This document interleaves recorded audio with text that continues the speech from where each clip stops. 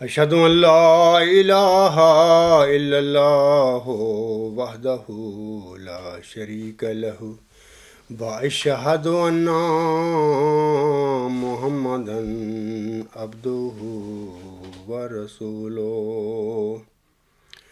اما بعد فاعوذ باللہ من الشیطان الرجیم بسم اللہ الرحمن الرحیم الحمد للہ رب العالمین الرحمن الرحیم مالک یوم الدین ایاک نعبد و ایاک نستعین اہدنا الصراط المستقیم صراط الذین انعمت علیہم صراط الذین انعمت علیہم غیر المغضوب علیہم ولا الضالین وعد اللہ الذین آمنوا منکم وعملوا الصالحات لا يستخلفنهم في الأرض كما استخلف الذين من قبلهم فلا يمكنن لهم دينهم الذي ارتضى لهم ولا يبدلنهم من بعد خوفهم امنا يعبدونني لا يشركون بي شيئا ومن كفر بعد ذلك فَأُولَئِكَ هُمُ الْفَاسِقُونَ۔ یہ سورۃ النور کی آیت نمبر 56 ہے، جس کو ہم آیت استخلاف کہتے ہیں۔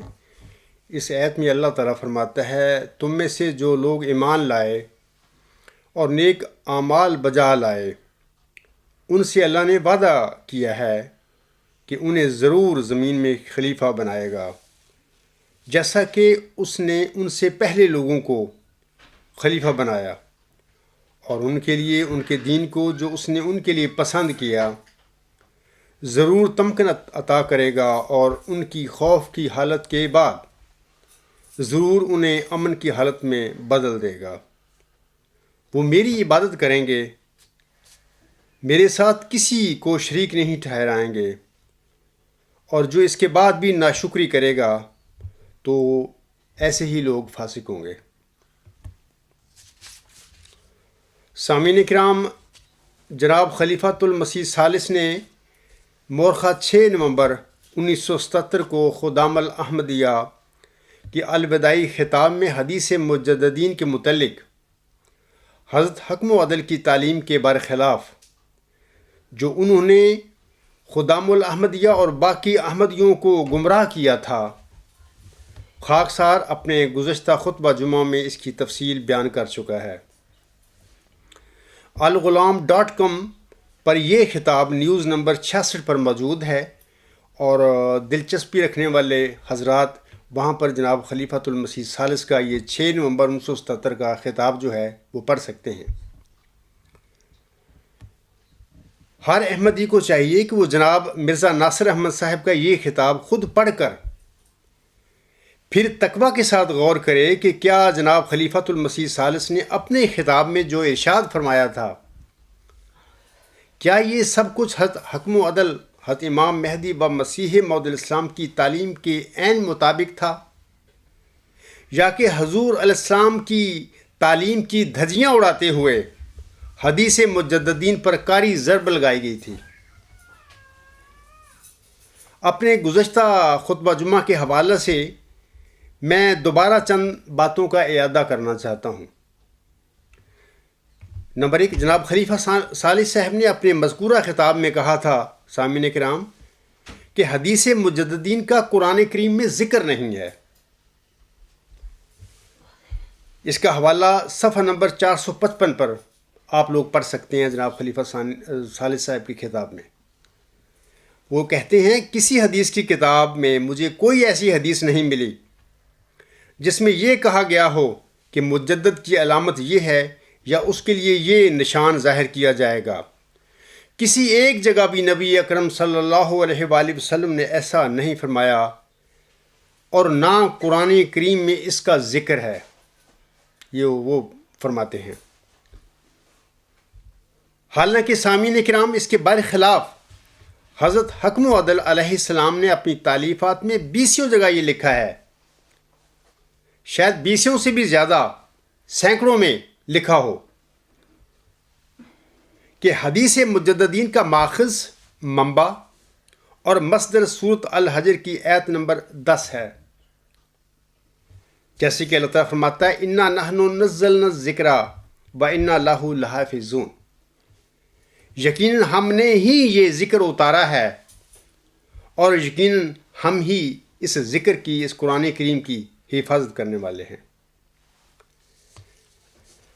دوسری بات میں جو عرض کرنا چاہتا ہوں وہ یہ ہے کہ جناب خلیفہ ثالث صاحب نے اپنے خطاب میں کہا تھا کہ حدیث میں لفظ من سے مراد ہے بہت سارے لوگ، یعنی من کا لفظ کثرت کے معنی میں استعمال ہوا ہے، یعنی وہ اپنے وہ خطاب میں کہتے ہیں، یعنی خدام الاحمدیہ کو خطاب کرتے ہوئے یا باقی جو احمدی حضرات ہیں ان کو یہ میسیج دے رہے ہیں کہ من کا لفظ کثرت کے معنی میں استعمال ہوا ہے۔ صفحہ نمبر 455 پہ احمدی حضرات ان کے اس خطاب پر جو نیوز نمبر 66 ہے پڑھ سکتے ہیں ان کی یہ الفاظ۔ وہ کہتے ہیں کہ میں نے جب اس حدیث پر غور کیا تو مجھے معلوم ہوا کہ اس حدیث میں یہ ہے ہی نہیں کہ ہر صدی کے سر پر مجدد آئے گا۔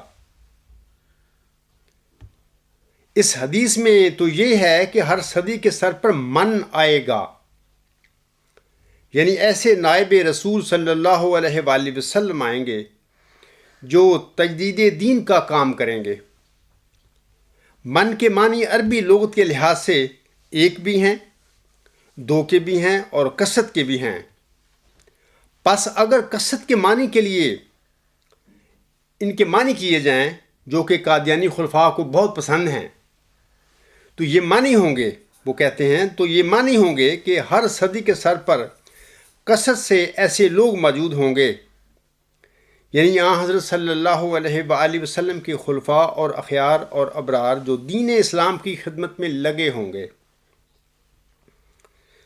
اس میں کسی ایک شخص واحد کا کوئی ذکر نہیں ہے، یعنی وہ اپنے خطاب میں، اپنے الفاظ میں ایک شخص کا انکار کر رہے ہیں۔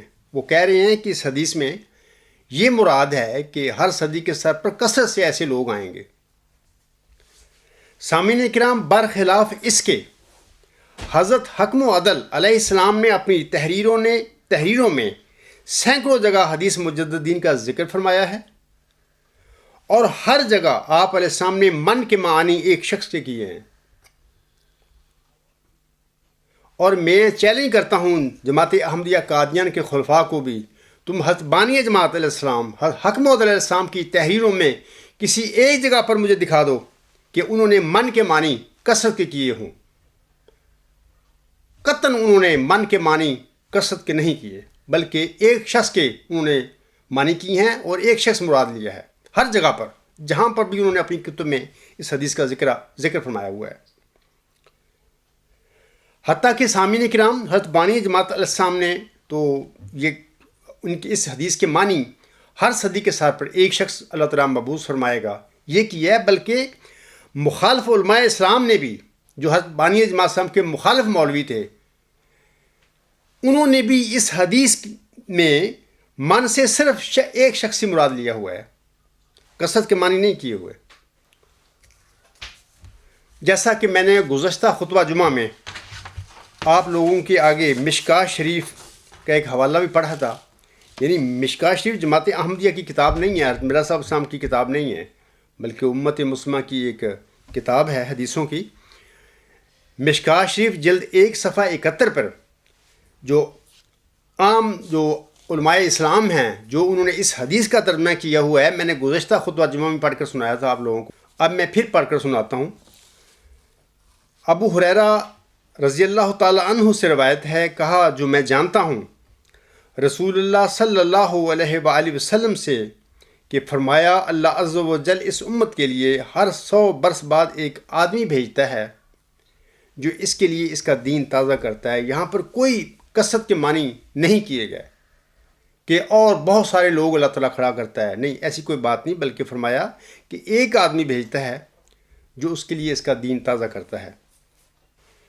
وہ صفحات 457 تا 458 پر فرماتے ہیں خلیفہ ثالث صاحب، ہمیں حضرت مسیح موعود علیہ السلام نے جو دوسری بات بتائی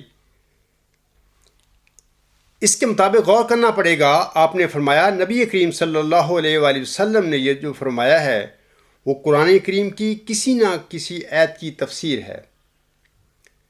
پھر آپ نے یہ فرمایا کہ محمد صلی اللہ علیہ وآلہ وسلم کا بڑا عرفہ اور بلند مقام تھا، خدا تعالیٰ سے آپ علم سیکھتے تھے۔ یہ تو ہم مانتے ہیں کہ آپ قرآن کریم کی کسی آیت کی اتنی دقیق تفسیر کر جائیں کہ عام آدمی کے دماغ کو اس کے ماخذ کا پتہ نہ لگے اور سمجھ میں نہ آئے کہ یہ کس آیت کی تفسیر ہے۔ آپ نے فرمایا کسی کو سمجھ آئے یا نہ آئے، مگر یہ نہیں ہو سکتا کہ وہ قرآن کریم کی کسی آیت کی تفسیر نہ ہو۔ ایک طرف تو یہ وہ فرما رہے ہیں اپنے الفاظ میں، اپنے بیان میں، آگے فرماتے ہیں او اگر تجدید دین والی یہ حدیث درست ہے، اگر کہہ کے اس میں شک ڈال رہے ہیں، اگر تجدید دین والی یہ حدیث درست ہے، آگے بریکٹ میں لکھا ہوا اور ہے یہ درست۔ اب سوال یہ ہے کہ اگر یہ درست ہے تو اگر کہنے کی کیا ضرورت ہے؟ اپنی طرف سے لوگوں کے دلوں میں دماغوں میں وسوسے بھی ڈال رہے ہیں۔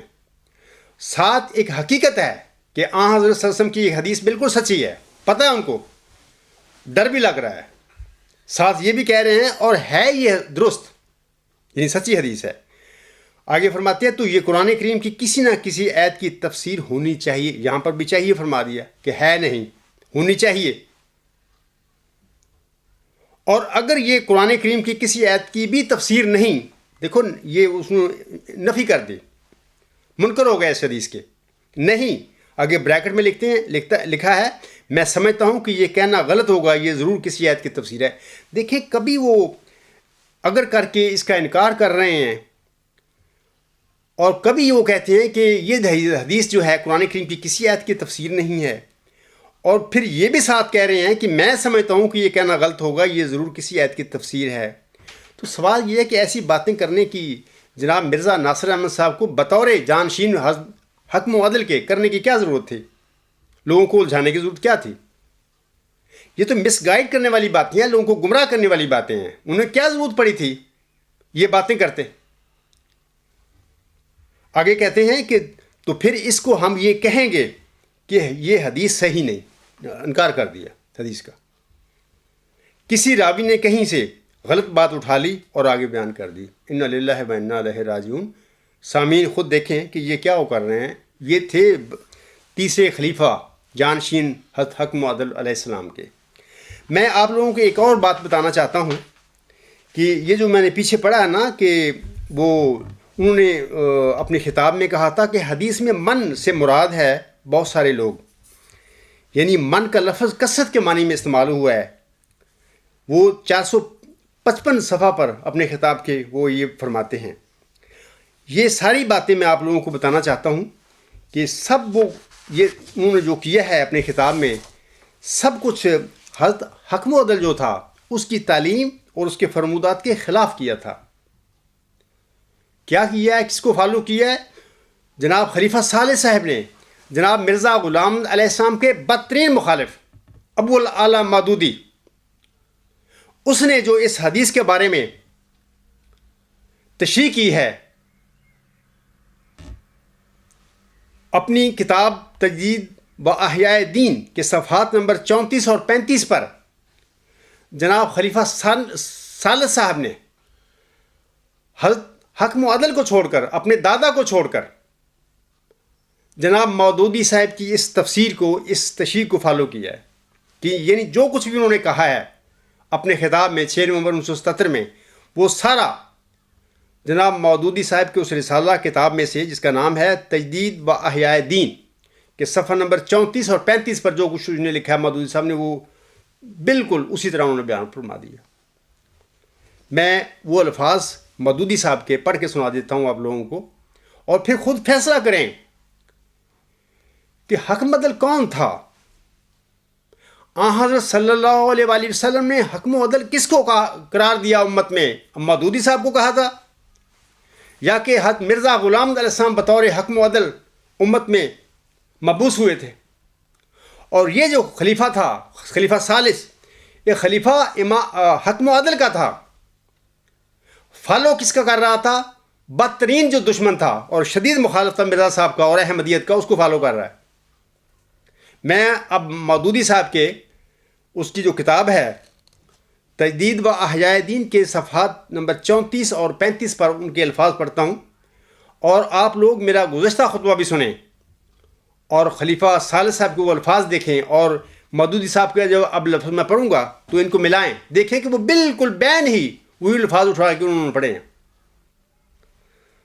مودودی صاحب فرماتے ہیں صفحہ نمبر 34 پہ، شرح حدیث میں یجدد لہا دینہا، یہی وہ چیز ہے جس کی خبر مخبر صادق صلی اللہ علیہ وآلہ وسلم نے اس حدیث میں دی ہے، جو ابو داؤد میں حضرت ابو ہریرہ رضی اللہ تعالی عنہ سے مروی ہے کہ ان اللہ یبعث لہذہ الامۃ علی راس کل مئۃ سنۃ من یجدد لہا دینہا، اللہ ہر صدی کے سر پر اس امت کے لیے ایسے لوگ اٹھاتا رہے گا۔ دیکھیں یہ وہی کثرت، وہ جو جناب خلیفہ ثالث صاحب احمدیوں کو درس دیتے پھر رہے ہیں، وہی کہہ رہے ہیں۔ حالانکہ میں ابھی بتا چکا ہوں کہ علماء اسلام جو ہیں جنہوں نے یہ اس حدیث کا اپنی کتابوں میں ترجمہ کیا ہے، انہوں نے بھی ایک بندہ مراد لیا۔ ابھی میں نے مشکات کا وہ حوالہ بھی آپ لوگوں کے آگے پڑھ کر سنایا ہے۔ تو مودودی صاحب کہتے ہیں کہ اس امت کے لیے ایسے لوگ اٹھاتا رہے گا جو اس کے لیے اس کے دین کو تازہ کریں گے، یعنی یہ بھی جمع کا صیغہ استعمال فرما رہے ہیں خلیفہ ثالث کی طرح، بلکہ خلیفہ ثالث مودودی کے نقل کرتے ہوئے، فالو کرتے ہوئے جمع کا صیغہ استعمال کر رہے ہیں اپنے خطاب میں بھی۔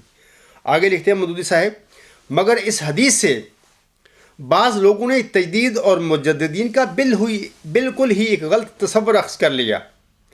انہوں نے علی راس کل مئۃ سے صدی کا آغاز یا اختتام مراد لے لیا، اور میں یجدد لہا کا مطلب یہ سمجھا کہ اس سے مراد لازماً کوئی ایک ہی شخص ہے۔ اس بنا پر انہوں نے تلاش کرنا شروع کر دیا کہ اسلام کی پچھلی تاریخوں میں کون کون ایسے اشخاص ملتے ہیں جو ایک ایک صدی کے آغاز یا اختتام پر پیدا ہوئے یا مرے ہوں۔ یہ سب کچھ جو مودودی صاحب لکھ رہا ہے مرزا غلام صاحب کی تالیفات اور ان کا جو اس حدیث کے بارے میں موقف تھا اس کے خلاف لکھ رہا ہے۔ مرزا صاحب نے جو اس حدیث کو مقام دیا، جو سٹینڈ دیا اور اپنے دعویٰ بھی اس حدیث پہ رکھا، مودودی صاحب سب کچھ حضرت مرزا صاحب کی مخالفت میں یہ باتیں کر رہا ہے۔ آگے وہ لکھتا ہے، اور انہوں نے تجدید دین کا کام بھی کیا ہو، حالانکہ نہ راس سے مراد سرا ہے اور من کا مفہوم فرد واحد تک محدود ہے۔ اس کے معنی سر کے ہیں، اور صدی کے سر پر کسی شخص یا گروہ کے اٹھائے جانے کا مطلب صاف طور پر یہ ہے کہ وہ اپنے دور کے علوم، افکار اور رفتار عمل پر نمایاں اثر ڈالے گا۔ اور من کا لفظ عربی زبان میں واحد اور جمع دونوں کے لیے استعمال ہوتا ہے، اس لیے من سے مراد ایک شخص بھی ہو سکتا ہے، بہت سے اشخاص بھی ہو سکتے ہیں، اور پورے ادارے اور گروہ بھی ہو سکتے ہیں۔ حضور صلی اللہ علیہ وآلہ وسلم نے جو خبر دی ہے اس کا واضح مفہوم یہ ہے کہ انشاءاللہ اسلامی تاریخ کی کوئی صدی ایسے لوگوں سے خالی نہ گزرے گی جو طوفان جاہلیت کے مقابلے میں اٹھیں گے اور اسلام کو اس کی اصلی روح اور صورت میں اثر نو قائم کرنے کی کوشش کرتے رہیں گے۔ ضروری نہیں کہ ایک صدی کا مجدد ایک ہی شخص ہو، ایک صدی میں متعدد اشخاص اور گروہ یہ خدمت انجام دے سکتے ہیں۔ یہ بھی ضروری نہیں کہ تمام دنیا اسلام کے لیے ایک ہی مجدد ہو۔ ایک وقت میں بہت سے ملکوں میں بہت سے آدمی تجدید دین کے لیے صحیح کرنے والے ہو سکتے ہیں۔ یہ بھی ضروری نہیں کہ وہ شخص جو اس سلسلہ کی کوئی خدمت انجام دے مجدد کے خطاب سے نوازا جائے۔ یہ خطاب تو صرف ایسے اشخاص ہی کو دیا جا سکتا ہے جنہوں نے تجدید دین کے لیے کوئی بہت بڑا اور نمایاں کارنامہ انجام دیا ہو۔ سامعین کرام، آپ دیکھیں یہ مودودی صاحب کے الفاظ ہیں جو انہوں نے جو ان کا رسالہ یا کتاب تجدید و احیاء دین کے صفحہ نمبر 34 اور 35 پر انہوں نے لکھے ہیں، اور یہ سارے الفاظ مودودی صاحب نے حدیث مجددین کو ڈیگریڈ کرنے کے لیے، کنڈیم کرنے کے لیے، مرزا صاحب کو جھٹلانے کے لیے یہ باتیں انہوں نے کی ہوئی ہیں۔ اور جناب حکم و عدل کا تیسرا خلیفہ جناب مرزا ناصر احمد صاحب بجائے حکم و عدل کے پیروی کرنے اس حدیث کے معاملے میں کرنے کی بجائے جناب حکم و عدل کے بدترین مخالف کی وہ پیروی کر رہا ہے اس حدیث کے سلسلے میں۔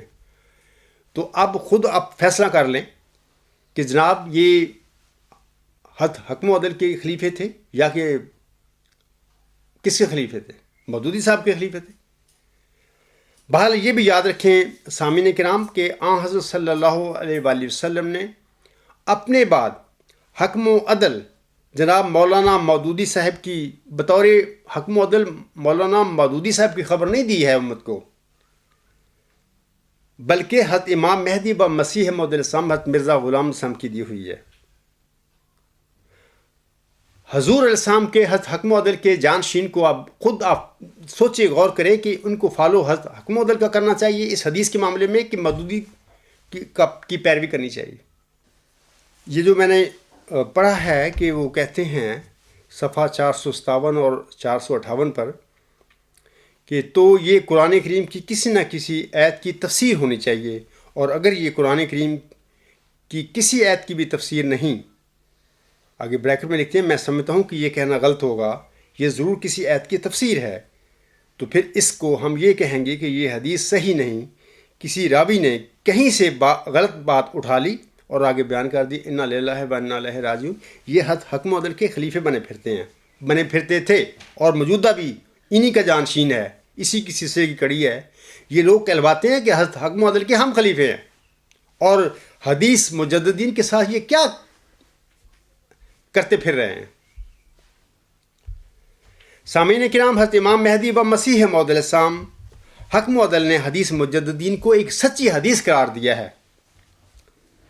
اور آپ رسول فرماتے ہیں یہ حدیث یعنی ان اللہ یبعث لہذہ الامۃ علی راس کل مئۃ سنۃ من یجدد لہا دینہا انا نحن نزلنا الذکر و انا لہ لحافظون کی شرح ہے۔ حضور اسلام حکم و عدل فرماتے ہیں کی شرح ہے، پہلے اکابر 100 سال کے اندر فوت ہو جاتے ہیں، اس لیے خدا تعالیٰ ہر صدی پر نیا انتظام کرتا ہے، جیسے رزق کا سامان کرتا ہے۔ پس قرآن کریم کی حمایت کے ساتھ یہ حدیث تواتر کا حکم رکھتی ہے۔ کپڑا پہنتے ہیں تو اس کی بھی تجدید کی ضرورت پڑتی ہے۔ اسی طریق پر نئی ضروریت کو تازہ کرنے کے لیے سنت اللہ اس طرح جاری ہے کہ ہر صدی پر مجدد آتا ہے۔ یہاں پر حضور صاحب نے کوئی نہیں فرمایا کہ کثرت سے لوگ ہر صدی کے سر پر اللہ تعالیٰ کثرت سے لوگ مجدد کھڑا کرتا ہے، نہیں، فرمایا ہے کہ ہر صدی پر مجدد آتا ہے۔ مودودی کہہ رہا ہے کہ کثرت سے لوگ کھڑے ہوتے ہیں، کثرت سے لوگ ہوتے ہیں، زیادہ ہوتے ہیں۔ خلیفہ ثالث صاحب بھی وہی بات کر رہے ہیں، مودودی والی بات کر رہے ہیں۔ حکم عدل کو کون پوچھتا ہے اس معاملے میں؟ یہ الحکم جلد 7 نمبر 7 مورخہ 21 فروری 1903 صفحہ 7 پر یہ الفاظ ہیں حضور صاحب کے۔ دوسری بات یہ ہے کہ جیسا کہ اس حدیث کے ضمن میں حضور صاحب فرماتے ہیں، اول وہ پیش گوئی رسول اللہ صلی اللہ علیہ وآلہ وسلم کی جو تواتر مانوی تک پہنچ گئی ہے، جس کا مطلب یہ ہے کہ خدا تعالیٰ نے وعدہ فرمایا ہے کہ ہر یک صدی کے سر پر وہ ایسے شخص کو مبعوث کرے گا جو دین کو پھر تازہ کرے گا۔ یہاں پر بھی کوئی کثرت کی بات نہیں حضور صاحب نے فرمائی، بلکہ اپنی تعلیفات میں کسی جگہ پر بھی حضور صاحب نے اس حدیث میں من کے معنی کثرت کے نہیں کیے۔ ہر جگہ پر ایک شخص کو اللہ تعالیٰ مبعوث فرمائے گا دین مصطفیٰ صلی اللہ علیہ وسلم کی تازگی کے لیے، اس کی تجدید کے لیے، یہ حضور صاحب نے فرمایا۔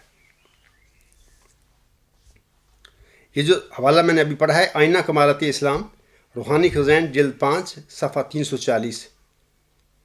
اب سوال یہ ہے کہ ان لوگوں نے حضور صاحب کی یہ کتابیں ان کے گھر میں، آئینہ کمالات اسلام، ازالہ اوہام، ہر جگہ پر، یعنی ان کے دادا جان نے لکھی تھیں، ان کے گھر میں تھیں یہ کتابیں، کیا ان لوگوں نے خلیفہ ثالث نے یہ کتابیں نہیں پڑھی ہوں گی؟ ضرور پڑھی ہوں گی، لیکن مسئلہ ہے یہ ہے کہ یہ اپنے اندر ایک دل میں ایک غلط بات بیٹھ گئی، اور دنیا داری کے لیے اور جاہ و جلال کے لیے اور اپنے منصب نام نہاد جو خلافت ہے، اقتدار ہے مذہبی، اس کو دوام دینے کے لیے، مستحکم کرنے کے لیے آن حضرت صلی اللہ علیہ وسلم کی حدیث کی کو کانٹ چھاٹ کرتے پھر رہے ہیں، اس کو توڑتے مڑتے پھر رہے ہیں، اور جو تشیع آن حضرت صلی اللہ علیہ وسلم کی حدیث کی حکم و عدل علیہ السلام نے فرمائی، اس کے برخلاف اس حدیث کے معنی کرتے پھر رہے ہیں۔ اب میں سامعین کرام آج کی خطبہ جمعہ کی طرف آتا ہوں۔ جناب خلیفہ ثالث صاحب کا خطبہ جمعہ بیان فرمودہ 19 مئی 1978 بامقام مسجد نور، فرینکفورٹ میں۔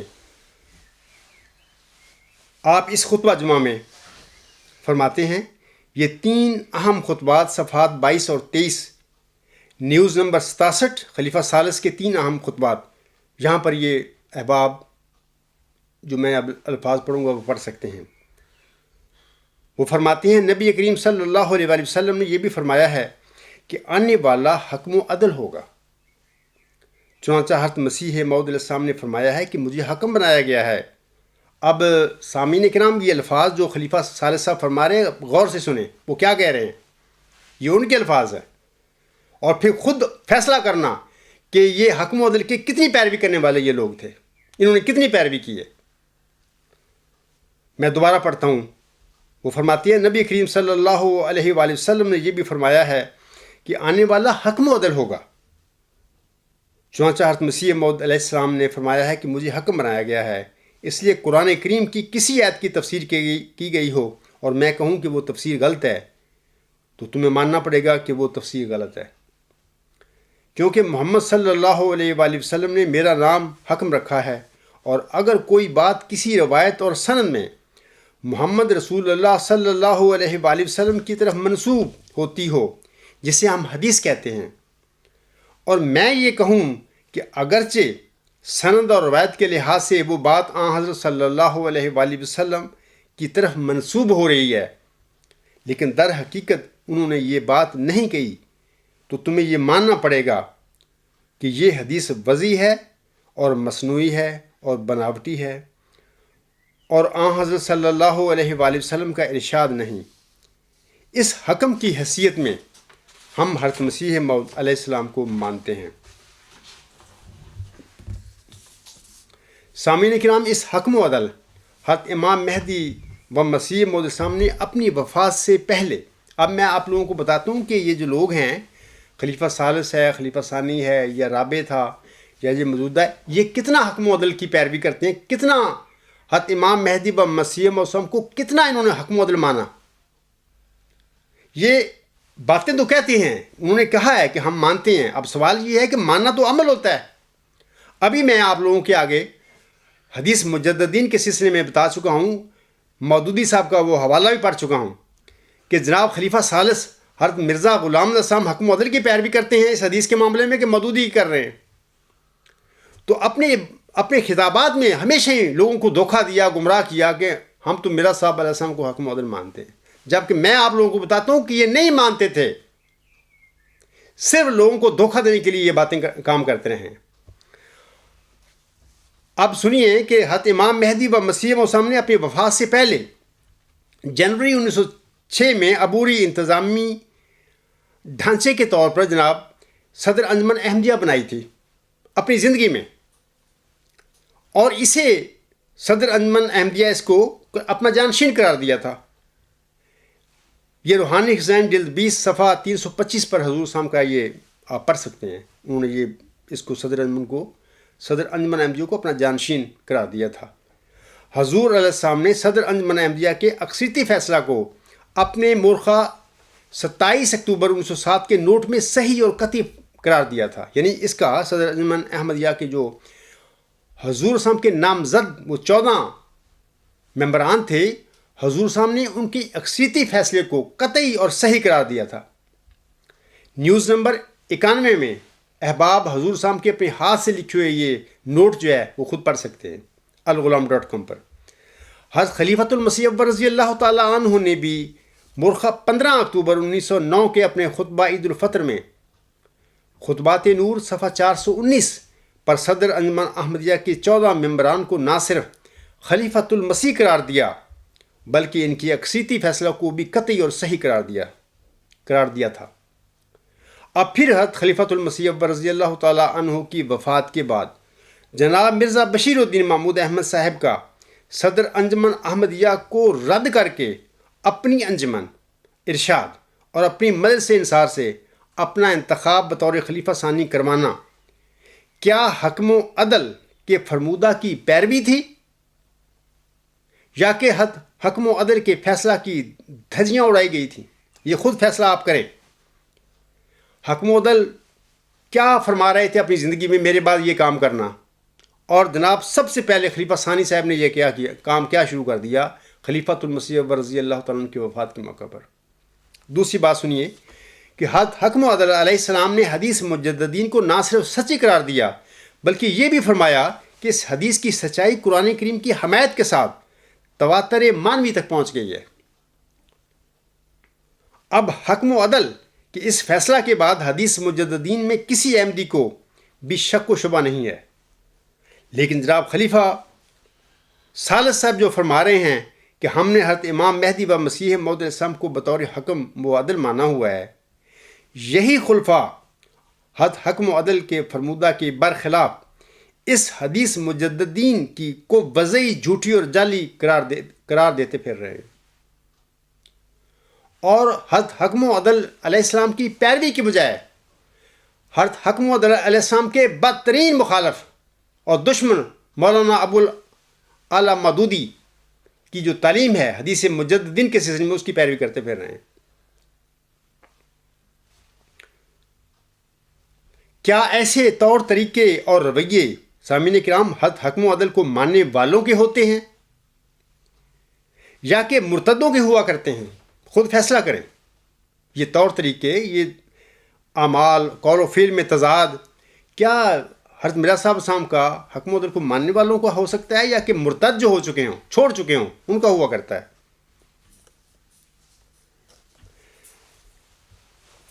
آپ لوگ گزشتہ خطبہ جمعہ جو میرا ہے 6 نومبر 1977 کا جو خطاب ہے نیوز نمبر 66 پر، آپ اس کو پڑھیں، دیکھیں کہ جناب خلیفۃ المسیح ثالث صاحب نے اس حدیث مجددین کے بارے میں کیا کیا کہا تھا۔ تیسری بات سنیے کہ حکم و عدل علیہ السلام کے بقول امت میں ذلی، بروزی اور امتی، نبوت اور مجددوں کا سلسلہ جاری ہے۔ جناب مرزا محمود احمد صاحب 1944 میں اپنے دعویٰ مسلم موعود تک نبیوں اور مجددوں کو جاری قرار دیتے رہے، لیکن اپنے دعویٰ مسلم موعود کے بعد خلیفہ کے ہوتے ہوئے مجدد نہیں آ سکتا۔ انہوں نے یہ فیصلہ فرما دیا کہ خلیفہ کے ہوتے ہوئے نبی تو الگ رہا، مجدد بھی نہیں آ سکتا۔ کیا ان لوگوں کا یہ قول و فعل کا تضاد کیا اس بات کی کہ اس حقیقت کی غمازی نہیں کرتا کہ یہ لوگ حکم و عدل کو چھوڑ چکے ہیں؟ ان کا حکم و عدل صرف زبانی بات ہے ان کی کہ جی حکم و عدل تھا، عملاً یہ حکم و عدل کی پیروی کرنے والے لوگ نہیں ہیں، بلکہ اس کو چھوڑ کر بہت دور جا چکے ہیں۔ میں یہ حوالہ آپ لوگوں کو پڑھ دیتا ہوں ایک مثال کے طور پر۔ جناب مرزا محمود احمد صاحب، ان کا ایک پڑھ دیتا ہوں۔ وہ کہتے ہیں کہ یہ انوار خلافت، انوار العلوم جلد 3 صفحہ 124 پر ان کے یہ الفاظ ہیں۔ وہ کہتے ہیں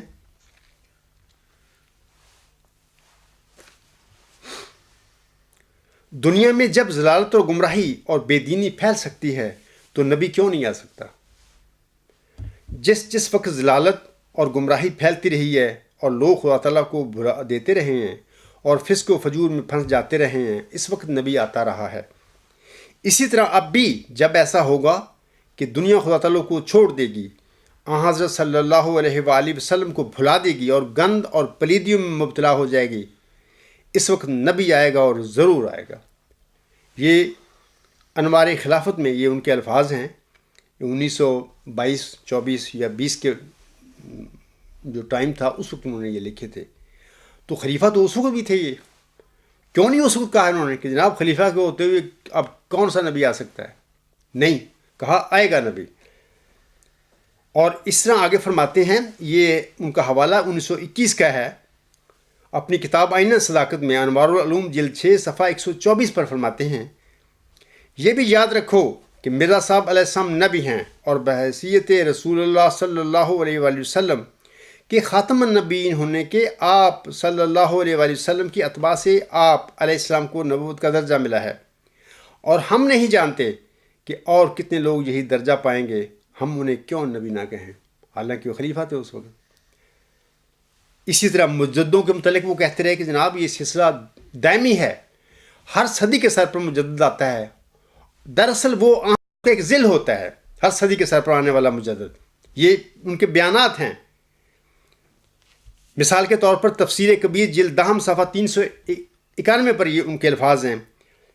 ایسے ہی تفسیر کبیر جلد 9 صفحہ 319 پر بھی وہ مجددوں کا سلسلے کو جاری قرار دیتے ہیں، اور یہ بھی کہتے ہیں کہ ہر مجدد جو ہوتا ہے صدی کے سر پر آتا ہے وہ دراصل حضرت کا ہی ظہور ہوتا ہے، وہ ذل کے طور پر کام کرتا ہے۔ لیکن سنیے، 1947 میں خلیفہ ثانی صاحب کے آگے کسی انسان نے، کسی احمدی نے سوال کیا کہ جناب خلیفہ کے ہوتے ہوئے کیا مجدد آ سکتا ہے؟ کیا جواب دیتے ہیں سنیے، وہ کہتے ہیں خلیفہ تو خود مجدد سے بڑا ہوتا ہے اور اس کا کام ہی شریعت کو نافذ کرنا اور دین کو قائم کرنا ہوتا ہے، پھر اس کی موجودگی میں مجدد کس طرح آ سکتا ہے؟ مجدد تو اس وقت آیا کرتا ہے جب دین میں بگاڑ پیدا ہو جائے۔ الفضل 8 اپریل 1947 صفحہ 4۔ تو بات یہ ہے کہ کیا یہ ان لوگوں کے اپنے قول و فعل میں تضاد نہیں ہے؟ کیا یہ لوگ حضرت حکم و عدل کی پیروی کرنے والے تھے، یا کہ اس کی جو تعلیم تھی اس سے برگشتہ یہ ہو چکے تھے یہ لوگ؟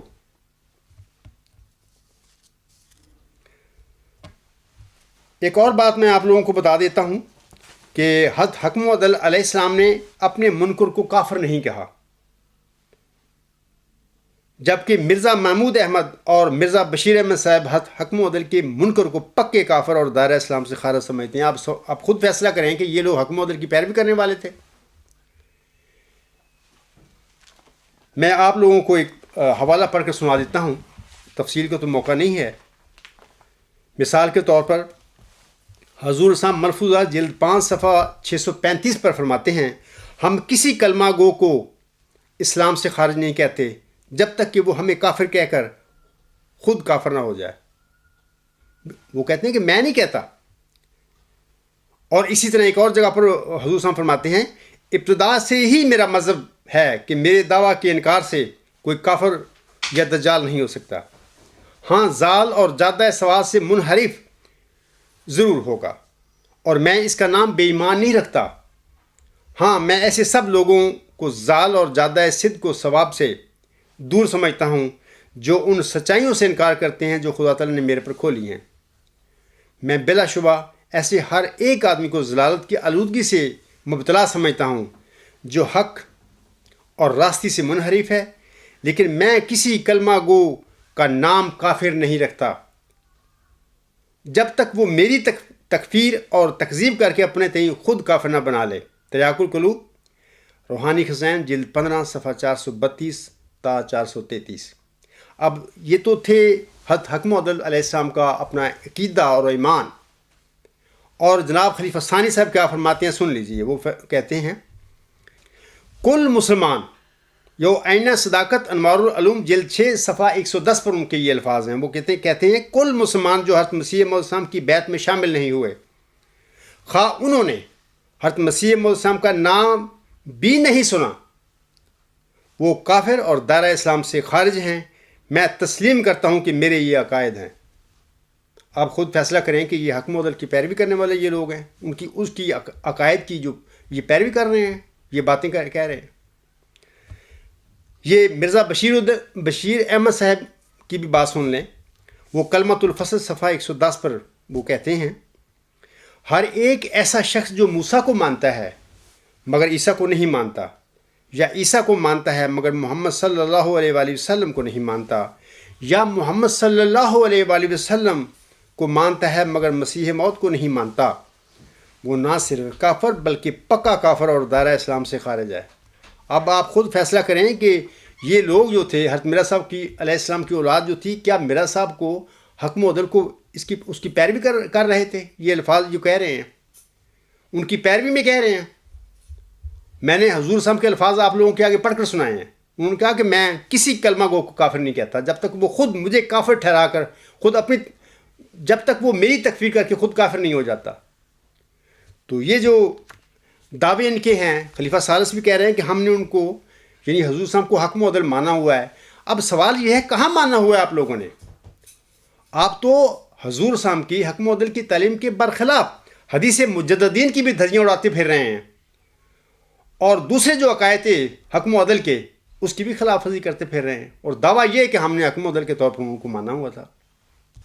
اسی طرح سامعین کرام، اسی خطبہ جمعہ میں یعنی 19 مئی 1978 کا خطبہ جمعہ جو تھا، یہ 3 اہم خطبات صفحہ 26 پر یہ الفاظ ہیں ان کے، بحوالہ الغلام.com نیوز نمبر 67 پر آپ لوگ پڑھ سکتے ہیں۔ وہ کہتے ہیں، آپ نے بڑی تفصیل سے بتایا ہے کہ آن حضرت صلی اللہ علیہ وسلم کے فیوز جو آپ کی قوت قدسیہ کے نتیجے میں ظاہر ہوتے ہیں وہ ٹھاٹھے مارتے ہوئے سمندر کی طرح ہیں، جن کے حصول کا سلسلہ نوع انسانی کے لیے قیامت تک ممتد ہے۔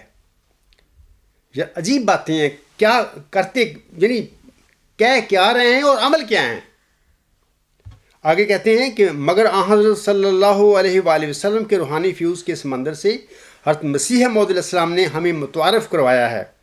آپ نے فرمایا کہ نبی کریم صلی اللہ علیہ وآلہ وسلم کی جو برکات اور فیوز پہلے تھے وہ اب بھی موجود ہیں۔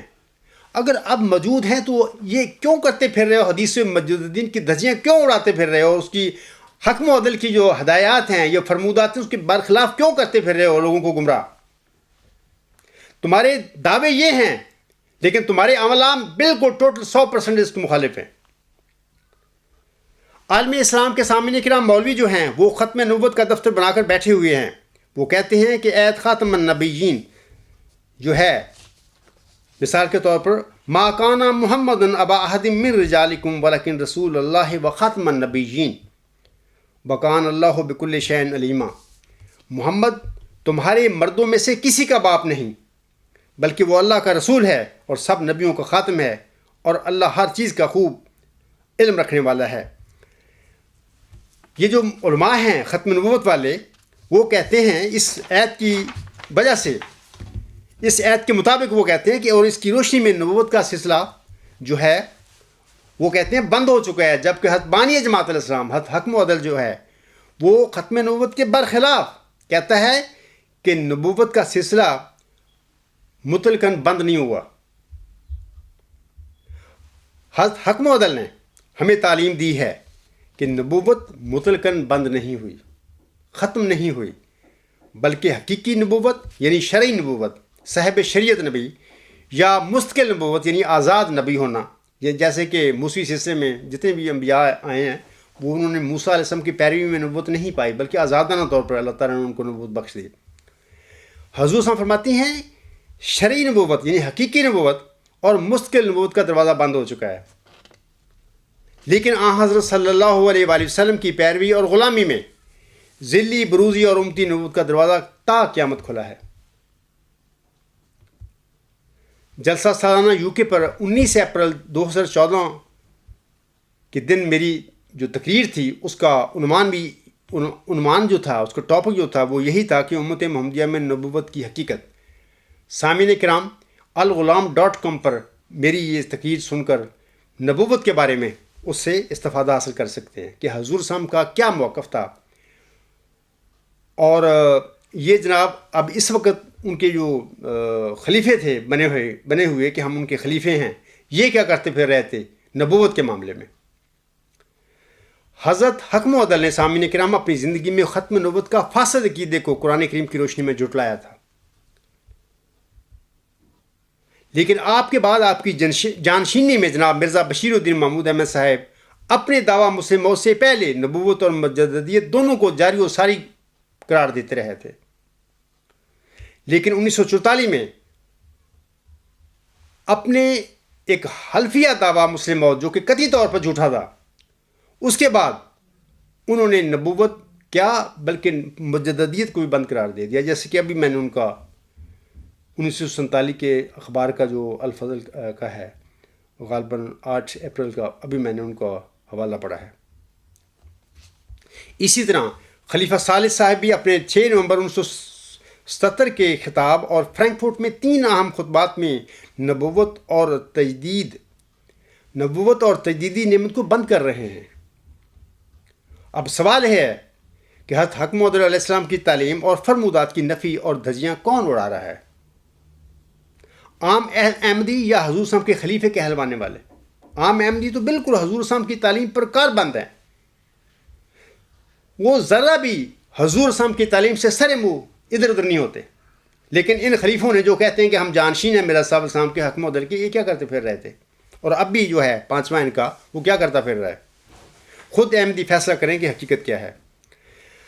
اچھا، تیسری جو بات میں کہنا چاہتا ہوں، اسی خطبہ جمعہ میں 19 مئی 1978 کا جو ہے، اسی میں وہ کہتے ہیں، یہ سامعین کرام جو ہیں 3 اہم خطبات صفحہ 31 پر بحوالہ الغلام.com نیوز نمبر 67 پر پڑھ سکتے ہیں، یہ الفاظ جو میں پڑھوں گا۔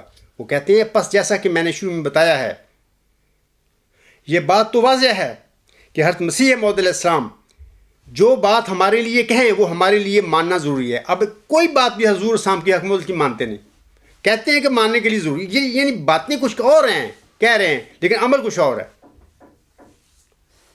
آگے کہتے ہیں، منافق ایک وسوسہ گاہے گاہے ڈالتے ہیں کہ اگر حضرت مسیح موعود علیہ السلام ایک ذیلی نبی کے طور پر آ سکتے ہیں تو بعد میں بھی نبی آ سکتا ہے۔ آگے کہتے ہیں، اگر تو کسی منافق نے نبی بنانا ہو تو آ سکتا ہے، لیکن اگر خدا نے نبی بنانا ہو تو خدا کہتا ہے کہ نہیں آئے گا، کہ نہیں بنائے گا۔ اگر حضرت مسیح موعود کے علاوہ خدا نے کسی کو نبی بنانا ہوتا یا ذیلی طور پر نبی کا مرتبہ یا نبی کا نام دینا ہوتا تو محمد رسول اللہ صلی اللہ علیہ وآلہ وسلم کا کوئی اشارہ ہمیں ملتا کہ کوئی اور بھی آئے گا، لیکن صرف ایک کو حضرت صلی اللہ علیہ وآلہ وسلم نے نبی کا نام دیا ہے۔ چنانچہ صحیح مسلم میں آنے والے مسیح کو 4 بار نبی کے لفظ سے پکارا گیا ہے، لیکن یہ نبوت حضرت صلی اللہ علیہ وآلہ وسلم کی پیروی میں آپ کے بروز کامل کے طور پر حاصل ہوتی ہے۔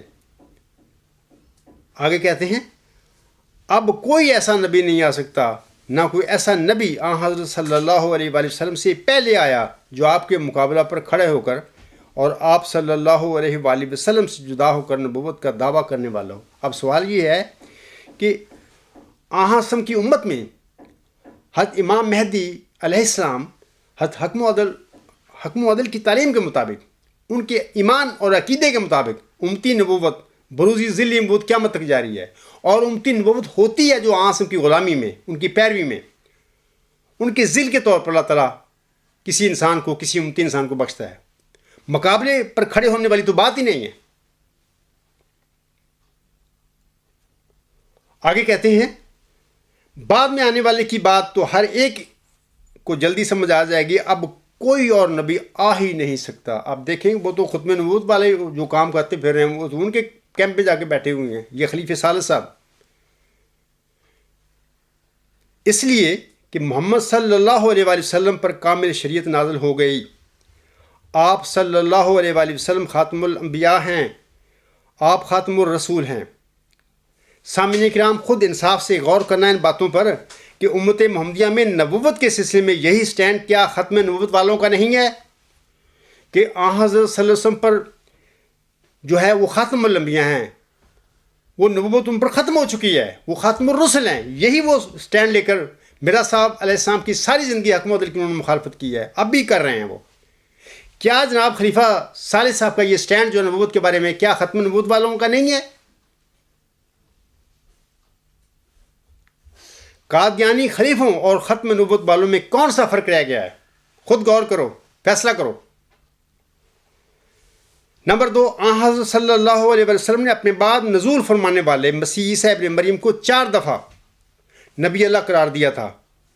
حکم و عدل کو صحیح مسلم کی اس حدیث کا سب سے زیادہ علم تھا سامعین کرام، لیکن اس کے باوجود آپ نے اپنی زندگی میں یہ کبھی نہیں فرمایا تھا کہ میرے بعد ذلی، بروزی اور امتی نبوت ختم ہو جائے گی، نہیں فرمایا۔ تو پھر یہ حضرت امام مہدی و مسیح موعود علیہ السلام کو حق معدل ماننے والے آپ کے بعد کیا کرتے پھر رہے تھے، یا اب بھی کرتے کیا پھر رہے ہیں؟ خود غور کرو کہ اس حالت میں بھی حضرت مرزا صاحب صاحب کی جماعت میں کسی مسلم موت کے آنے کی ضرورت نہیں ہے، کسی ذکی غلام کی ضرورت نہیں ہے۔ انہوں نے تو احمدیت کا ستیہ ناش کر دیا، الٹ کر دیا اس کو، اور زبان سے کہتے ہیں کہ ہم حکم عدل کو ماننے والے ہیں، جبکہ حکم و عدل نے جو کچھ کہا ان کی باتوں میں اس کا اشیر بھی نہیں ہے۔ نمبر 3 سنیے کہ اگر کوئی احمدی حکم و عدل کی تعلیم کے مطابق امت محمدیہ میں ذلی، بروزی اور امتی نبوت کو جاری سمجھتا ہے تو وہ حضرت حکم و عدل کے مطابق منافق نہیں ہے، بلکہ آپ کا پکا مومن اور مسلمان ہے، کیونکہ وہ آپ کے تعلیم کا پیروکار ہے، آپ کے عقائد کا پیروکار ہے۔ اب حضور صاحب کے بعد امتی نبوت اور مجددیت کو جاری سمجھنے والے یہ پکے مومن اور مسلمان احمدی جناب خلیفہ ثالث اور دیگر قادیانی خلیفوں کی نظر میں منافق کیسے بن گئے؟ یہ کیسے ہو گئے؟ فتدبروا یا اولی الابصار۔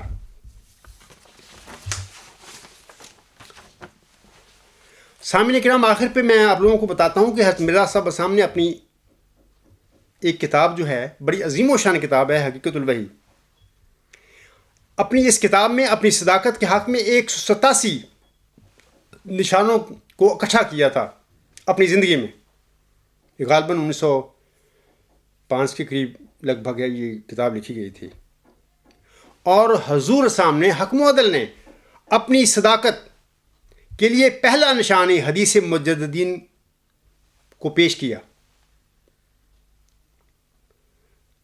جیسا کہ آپ رسام فرماتے ہیں، یہ حقیقت الوحی صفحہ 200 پر یہ حضور سامنے پہلا نشان جو اپنی صداقت کا لکھا ہے وہ حدیث مجددین کے متعلق ہے، اور حقیقت الوحی صفحہ غالباً 200 ہے۔ حضور صاحب فرماتے ہیں، حکم و عدل فرماتے ہیں، پہلا نشان قال رسول اللہ صلی اللہ علیہ وآلہ وسلم ان اللہ یبعث لہذہ الامت علی راس کل مئۃ سنۃ من یجدد لہا دینہا، رواہ ابو داؤد۔ یعنی خدا ہر ایک صدی کے سر پر اس امت کے لیے ایک شخص کو مبعوث فرمائے گا جو اس کے لیے دین کو تازہ کرے گا۔ یعنی یہاں پر حضور صاحب ایک شخص کی بات کر رہے ہیں کہ ہر ایک صدی کے سر پر اس امت کے لیے ایک شخص کو اللہ تعالیٰ مبعوث فرمائے گا۔ کہیں حضور صاحب نے کثرت کا بات نہیں کی، زیادہ لوگوں کی بات نہیں کی۔ یہ لوگ جو کہتے ہیں کہ ہم حکم و عدل مانتے ہیں مرزا صاحب کو، تو ان کے کیا کام کریں، یہ کیا کرتے پھر رہے ہیں؟ اب خود تم دیکھنا، کیا یہ لوگ حکم و عدل ماننے والے تھے؟ آگے حضور صاحب فرماتے ہیں، ہر ایک صدی کے سر پر اس امت کے لیے ایک شخص کو مبعوث فرمائے گا جو اس کے لیے دین کو تازہ کرے گا۔ اب اس صدی کا 24واں سال جاتا ہے، اور ممکن نہیں کہ رسول اللہ صلی اللہ علیہ وآلہ وسلم کے فرمودہ میں تخلف ہو۔ حضور صاحب نے اپنی سچائی کے 187 نشان جو لکھے ہیں اس حقیقت الوحی میں، پہلا نشان جو لکھا ہے وہی جو ہے وہ حدیث مجددین کو انہوں نے اپنی صداقت کا نشان کے طور پر پیش کیا ہے اس حدیث کو۔ جبکہ جناب خلیفہ ثالث صاحب اپنے خطابات میں اس حدیث کو جھوٹی، جعلی، بناوٹی ثابت کر رہا ہے، اور یہ بھی کہہ رہا ہے کہ اس حدیث کا کوئی قرآن میں ذکر ہی نہیں ہے۔ ساتھ ساتھ وہ یہ بھی کہتا ہے کہ جناب ہم تو حضرت امام مہدی و مسیح معصوم کو حکم و عدل مانتے ہیں۔ اب خود فیصلہ کریں کہ کیا یہ لوگ حکم و عدل ماننے والے تھے؟ کیا حکم و عدل مان کے کوئی انسان، اور خاص کر اس کا کوئی خلیفہ جانشین کہنے والا بھی، میں اس کا جانشین ہوں، کیا ایسے کام کرے گا وہ کہ اس حدیث مجددین کو جعلی، بناوٹی اور جھوٹی قرار دیتا پھرے گا؟ اور یہ کہتا پھرے گا کہ اس حدیث کا قرآن کریم میں کوئی ذکر نہیں ہے۔ انا للہ و انا الیہ راجعون ہم یہ کہہ سکتے ہیں۔ اور یہ بھی یاد رکھیں کہ جناب خلیفہ ثالث صاحب ان کا پوتا تھا، حضور صاحب کا خلیفہ ثالث کہتا تھا میں ان کا خلیفہ ثالث ہوں۔ کیا ان کے گھر میں حضور صاحب کی کتابیں تھیں؟ کیا انہوں نے حقیقت الوحی کی یہ کتاب نہیں پڑھی تھی، جس میں حضور صاحب نے اپنے جو صداقت کے 187 نشان لکھے ہیں، ان سب سے پہلے اپنا یہ حدیث مجد الدین کا نشان لکھا ہے؟ کیا انہوں نے کبھی زندگی میں حقیقت الوحی نہیں پڑھی تھی اور نہیں دیکھا تھا کہ میرے دادا جان اپنی صداقت کے لیے حدیث مجد الدین کو بطور ایک نشان، نمبر 1 نشان کے طور پر پیش کر رہے ہیں دنیا کے آگے؟ اس کا مطلب یہ ہے کہ ان کو پتہ تھا، انہوں نے پڑھا ہوا تھا، لیکن چونکہ ان کے جو مقاصد ہیں بلائے دمشق کے، یہ بلائے دمشق ہے، خلافت نہیں ہے، نام نہاد خلافت کا نام ہے استعمال کیا ہوا۔ اس بلائے دمشق کے راستے میں حضور صاحب کی جو تعلیمات ہے وہ رکاوٹیں ہیں، اگر اس پہ عمل کرتے ہیں تو یہ تو خلیفہ بن ہی نہیں سکتے، یہ ہے ہی نہیں خلیفے۔ بہر اللہ تعالیٰ ان پر رحم کرے اور ان کو ہدایت دے، اور جو موجودہ ان کا سربراہ ہے جو کہتا ہے میں اپنے آپ کو میں خلیفۃ المسیح خامس ہوں، کوئی خلیفہ خامس نہیں ہے، صرف بلائے دمشق کا یہ سمجھ لیں کہ چوتھا ان کا نمائندہ ہے بلائے دمشق کا۔ اللہ تعالیٰ اس کو ہدایت دے، اور اس طرح جو احمدی حضرات ہیں ان کے دلوں میں بھی اللہ تعالیٰ صداقت ڈالے، اور وہ بھی غور و فکر کریں اور حق اور سچ کو ڈھونڈنے کی کوشش کریں، اور اللہ تعالیٰ سے دعا بھی کریں۔ جب کوئی انسان فکر کے ساتھ سچائی کو ڈھونڈتا ہے اور اللہ تعالیٰ سے دعا بھی کرتا ہے تو اللہ تعالیٰ ایسے انسان کی ضرور مدد بھی فرماتا ہے۔ میں اسی پہ خطبہ ختم کرتا ہوں۔ وآخر دعوانا ان الحمد للہ رب العالمین۔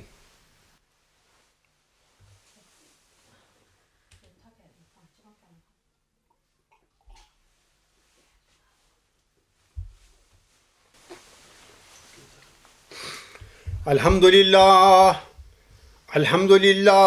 نحمده ونستعینه ونستغفره ونؤمن به ونتوکل علیہ ونعوذ باللہ من شرور انفسنا ومن سیئات اعمالنا من يهده اللہ فلا مضل له ومن يضلل فلا هادی له